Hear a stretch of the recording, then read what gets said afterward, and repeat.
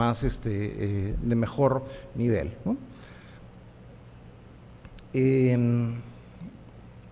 Se mencionó también el tema de inversión enfocada en infraestructura y capacitación docente para esta nueva demanda de alguna manera, ¿no? En el tema de educación rural tampoco hubo algo que surgiera en todas las entrevistas, con el 50% o más de las entrevistas, pero sí hubo varias menciones, estamos hablando de 7, 8 menciones, como digo, de focalizar esfuerzos ahí donde más se necesita, donde está la gente más pobre, donde hay los peores resultados, ¿no? Tener esquemas mixtos que han funcionado, tanto escuelas en red, escuelas en alternancia, centros piloto, ¿no? Y que haya un enfoque naturalmente integral por las carencias que esta población enfrenta, digamos, y que obliga a tener un enfoque absolutamente integral si es que se quiere lograr algo, ¿no? Y también la preocupación muy fuerte en algunos casos, nos salió menos, pero digamos las personas que lo plantearon fueron muy convincentes en términos de decir, bueno, hay una cantidad de escuelas unidocentes, pues que es simplemente muy difícil que eso pueda funcionar bien y hay que buscar, digamos, mecanismos que reduzcan eso y se reconviertan, digamos, a escuelas multigrados, ¿no? En el campo de inversión y presupuesto tampoco fue una idea que fue, no hubo ideas que se generaran, digamos, en el conjunto de las entrevistas, en todas, digamos, ¿no? Pero sí constantemente en 7 u 8 entrevistas se señaló el tema de aumentar el presupuesto, pero sujeto a criterios de equidad y eficiencia. O sea, en cada mención de decir tenemos que subir a 4.5% el PBI, que es menos que el 6%, pero digamos o a 6% el PBI en algunas entrevistas es de acuerdo, pero no de la misma manera que lo estamos haciendo hoy, tenemos que mejorar eficiencia o tenemos que mejorar equidad, ¿no? Focalizar recursos en ese sentido de reducir brechas, ¿no? Y se señaló también que a veces el presupuesto refleja cierta pugna de poder interna o ciertos espacios de poder interno, digamos, dentro del sector, y que eso hay que cuidar mucho de que no se mantenga, ¿no? Y que haya, digamos, cada vez más voluntad política para aumentar el porcentaje de presupuesto. Temas de equidad, el tema de educación bilingüe salió como una cosa constante a lo largo de todas las entrevistas, ¿no? Y un tema que surgió también es, y tal vez tenga relación con la presentación anterior también, es el tema de que en la gente de educación, digamos, en el sector de secundaria de bajos ingresos, el tener un enfoque que no sea de educación para el trabajo únicamente, porque en realidad la problemática que enfrentan es una problemática diversa, que tiene distintos ángulos, requiere ser, digamos, pensada desde una visión también, pues, de prevención de violencia, de distintos elementos que están ahí, ¿no? ¿Qué cosas son las que se mencionaron como que no hay que hacer, ¿no? Y vamos de las que se mencionaron más a las que se mencionaron menos, ¿no? Continuar la municipalización fue la que más se mencionó, ¿no? Retroceder en la carrera pública magisterial también.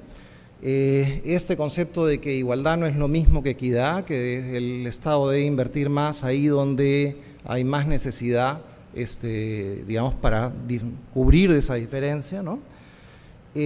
Se cuestionó bastante el tema de los colegios emblemáticos. Se planteó que en realidad, dadas las limitaciones de infraestructura que existen en el país, eso implica, digamos, una brecha más fuerte, ¿no?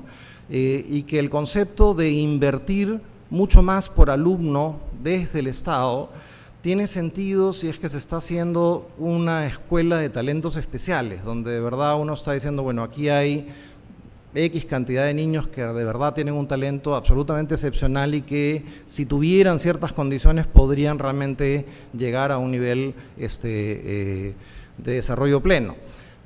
Pero los procesos de selección que se están teniendo en el caso de los colegios emblemáticos no son los que permitirían tener esa escuela de talentos tal y como es concebida. O sea, ese modelo es un modelo que no es este que está acá, ¿no? Entonces, esta diferencia entre las posibilidades de infraestructura y beneficios que hay entre los colegios emblemáticos y el resto fue mencionado como un problema que ahonda diferencias, ¿no? No aislarse el magisterio, ¿no? Se tiene que tener puentes con los profesores y hacer los cambios con los profesores, ¿no? No se debe cambiar constantemente el Ministerio de Educación, creo que eso ahí es un punto bien importante en esta gestión, de haber mantenido, digamos, por primera vez una cosa, una continuidad tan grande, ¿no? El tema de criterios políticos para asignación de presupuesto. También se cuestionó bastante el programa One Laptop per Child en términos de cómo está siendo implementado ahora. Digamos, hay una serie de planteamientos y entiendo que además hay una evaluación reciente de qué cosas se podrían hacer para mejorar el programa y complementarlo con otras cosas. Se ha hecho una inversión fuerte, es verdad, en el tema. Son los países que más ha invertido, pero se necesita agregar o ver, o digamos, ver qué temas se hacen respecto de ese tema o de ese programa, porque no, tal como está, no está funcionando bien. Evaluar a docentes solo en el manejo de contenidos, ¿no? Cambiar constantemente el currículo escolar, o sea, hay que simplificarlo, y hay que innovar y hay que adaptarlo, pero manteniendo, digamos, un esquema de no cambiar por las puras, ¿no? Hubo también personas que cuestionaron el tema de la promoción automática entre el primer y segundo grado, y ahí ha habido debate, porque también en una reunión anterior Pacharri me decía eso ahí es algo discutible, digamos que habría que analizar más en detalle. Pero con esto, digamos, la última es este tema de seguir enfatizando solamente comunicación y matemáticas como elementos centrales, ¿no? Pero voy a aprovechar el comentario que les mencionaba de Pacharri para decirles un poco lo que queremos o hemos querido hacer con este estudio. Esto no es que sea la verdad ya destilada, ¿no? Evidentemente aquí lo que hemos hecho es recoger de gente que sabe mucho cuáles son sus prioridades, cuáles son sus posiciones, sus visiones, etcétera, y pueden haber perfectamente temas acá que son debatibles todavía, ¿no? Pero lo que sí es cierto es que no podemos seguir con un esquema donde a las 25 personas a las cuales se le consulta sobre el tema de prioridades en la educación terminan con respuestas tan dispersas. Eso no nos ayuda. Necesitamos de verdad conseguir que los consensos sean consensos más prácticos, más aplicables, ¿no? Y que ahí donde hay disensos, bueno, pongámonos a discutir sobre One Laptop per Child, o sobre los colegios emblemáticos, o sobre la promoción automática, o sobre la nota 14, todos los que tengan que discutir sobre el tema, y lleguemos a un acuerdo sobre qué cosa es lo que hay que hacer. Pero digamos, lo que no podemos seguir es manteniéndonos un poco con estas diferencias o temas no resueltos, porque nos paralizan, nos quitan velocidad, y lo que necesitamos es más velocidad que nunca. En fin, esperemos que en los próximos 5 años, a pesar de toda la polarización que estamos viendo ahora, seamos capaces como país de poner los niños primero y seguir avanzando en el campo de la educación. Muchas gracias.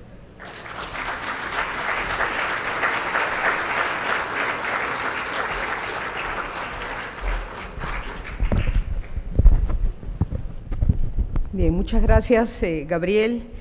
Tenemos algunas preguntas, pero antes de mencionar al menos 2 de ellas, quiero comentar que enseguida, después del café, va a venir un panel de 3 expertos educativos que justamente van a comentar el cómo enfrentar esta situación en el marco de estas 2 exposiciones iniciales. Es decir, uno de los puntos que nos hemos propuesto tocar en el comité organizador de este CADE es tratar de ir aterrizando a la luz de esta información. Por otro lado, ir identificando por dónde van las prioridades, la importancia, la viabilidad, y de ir tratando de ver cómo enfrentar la situación y rematar pues nuestro día con las propuestas de los candidatos, ¿no?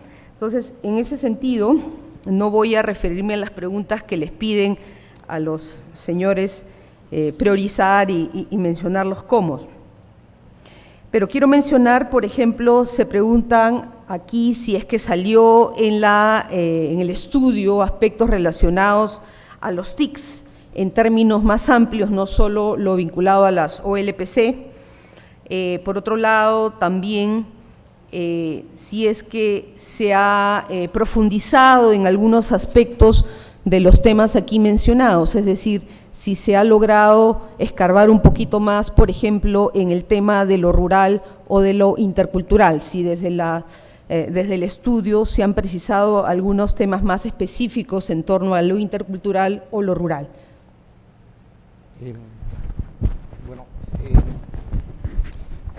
Digamos, de hecho, esto es una presentación en PowerPoint y va a haber una presentación, digamos, una publicación después de un documento más detallado.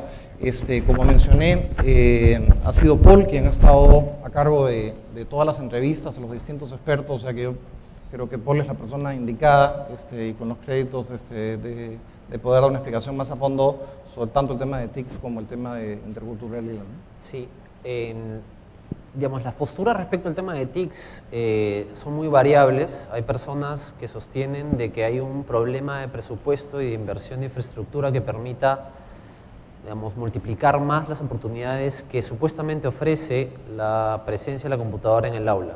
Sin embargo, hay unas personas que por este punto de vista también ofrecen de que hay fallas en el mercado, en la capacidad por parte del mercado de ofrecer esto para las escuelas. Estamos hablando de niveles de dispersión de la distribución de las escuelas, y allí donde, y aquí tiene un tema con el tema intercultural y bilingüe, donde más se ubica los peores desempeños en términos de logros de aprendizaje, son en las zonas donde menos posibilidades tenemos como país y como mercado para ofrecer de generar conectividad entre las escuelas, de poner computadoras. Hoy en día, alrededor de, según datos de la DIGETE, tenemos entre 800 y 900 escuelas que tienen acceso constante a Internet. Y estamos hablando de un universo de alrededor de 90.000 escuelas a nivel nacional. Entonces, el nivel de penetración real, digamos, del Internet o del uso de las TICs real en aula es casi inexistente. Entonces, hay un balance en ese nivel.